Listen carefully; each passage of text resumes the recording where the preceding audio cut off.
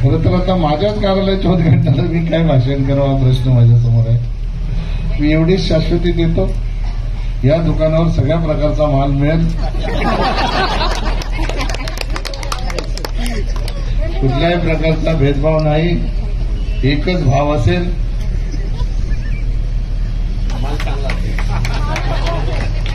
आणि कोणीही माणूस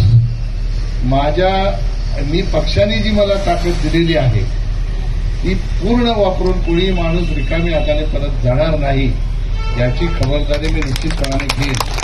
मला आनंद ह्या गोष्टीचा आहे की दुकान आपण उघडणार होतो 4 वाजता, पण सकाळीच गिऱ्हाईक आलं.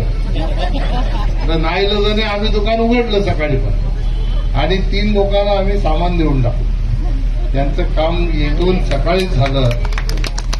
लोकांमध्ये उत्साह बघितल्यानंतर निश्चितपणे तुमच्या उत्साहातून मला प्रेरणा मिळेल अशा प्रकारचा विश्वास व्यक्त करतो.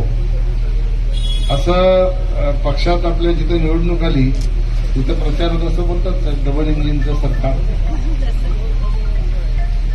बरोबर, म्हणजे ज्या राज्यात आपलं सरकार नसेल बीजेपीचं तिथं असं बोलतं डबल इंजिनचं सरकार. आता आपण असं समजू की डबल इंजिनचं ऑफिस सुरू झालेलं आहे.